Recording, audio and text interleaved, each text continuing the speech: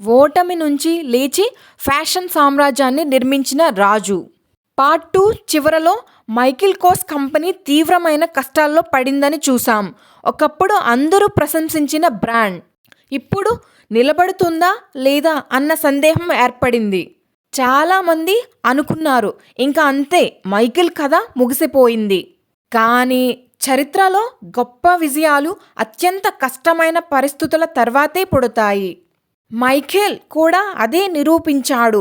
ఓటమి ముందు తల వంచకుండా తన బ్రాండ్ను మళ్ళీ నిర్మించాలని నిర్ణయించుకున్నాడు. అతను ఒక విషయం గమనించాడు.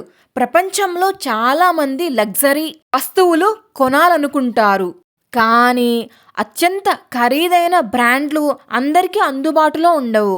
అక్కడే మైకేల్కు ఒక గొప్ప అవకాశం వచ్చింది. లగ్జరీని అందరికీ దగ్గర చేయాలి. ఈ ఆలోచన అతని జీవితాన్ని మార్చేసింది. అతను కొత్త కలెక్షన్లను రూపొందించడం ప్రారంభించాడు. ఈసారి కేవలం దుస్తులే కాదు, హ్యాండ్ బ్యాగ్లు, వాచ్లు, షూస్, పర్ఫ్యూమ్స్, యాక్సెసరీస్ ఒక్కో విభాగంలో అడుగుపెట్టాడు. ప్రజలు వాటిని విపరీతంగా ఇష్టపడ్డారు. ఎందుకంటే మైకేల్ ఉత్పత్తుల్లో ఒక ప్రత్యేకత ఉండేది. అవి లగ్జరీగా కనిపించేవి, కానీ సాధారణ ప్రజలకు కూడా కొనగలిగే స్థాయిలో ఉండేవి. కొద్ది కాలంలోనే అమ్మకాలు పెరిగాయి. బ్రాండ్ మళ్ళీ బలపడింది. ఒకప్పుడు కష్టాల్లో ఉన్న కంపెనీ ఇప్పుడు వేగంగా ఎదుగుతోంది. ప్రపంచంలోని పెద్ద నగరాల్లో స్టోర్లు తెరుచుకున్నాయి. New York, London, Paris, Tokyo, Dubai. ఎక్కడ చూసినా మైకేల్ కోర్స్ పేరు కనిపించడం ప్రారంభమైంది. హాలీవుడ్ సెలబ్రిటీలు కూడా అతని బ్రాండ్ను ఉపయోగించడం మొదలుపెట్టారు. ఒక సెలబ్రిటీ కనిపిస్తే ఆమె చేతిలో మైకేల్ కోర్స్ బ్యాగ్, మరో సెలబ్రిటీ కనిపిస్తే అతని చేతికి మైకేల్ కోర్స్ వాచ్. అలా బ్రాండ్ విలువ మరింత పెరిగింది. సంవత్సరాలు గడిచాయి.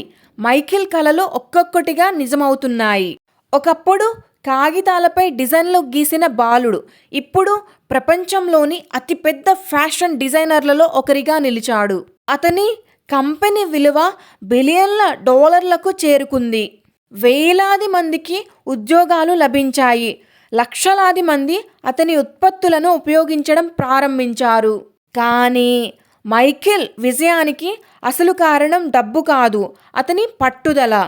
చాలామంది అసాధ్యం అన్నప్పుడు అతను చూద్దామన్నాడు. చాలామంది ఆపు అన్నప్పుడు అతను ముందుకు వెళ్దామన్నాడు. అందుకే అతను విజేత అయ్యాడు.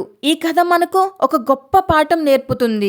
నీ కళ ఎంత పెద్దదైనా, ప్రపంచం దాన్ని చూసి నవ్వినా నువ్వు మాత్రం దానిని నమ్మాలి. ఎందుకంటే ఒక 5 ఏళ్ల బాలుడు తన తల్లి పెళ్లి డ్రెస్కు సూచనలు ఇచ్చాడు. అదే బాలుడు తర్వాత ప్రపంచ వ్యాప్తంగా గుర్తింపు పొందిన ఫ్యాషన్ సామ్రాజ్యాన్ని నిర్మించాడు. అది అదృష్టం కాదు, అది సంవత్సరాల కష్టం, అది నమ్మకం, అది పట్టుదల. అదే మైకేల్ కోర్స్ కథ. ఎండింగ్: కలలు కనేవాళ్ళు చాలామంది ఉంటారు, కానీ ఆ కలల కోసం జీవితాన్ని అంకితం చేసేవాళ్ళు చరిత్ర సృష్టిస్తారు. మైకేల్ కోర్స్ కూడా అలాంటి వ్యక్తే. Thank you friends.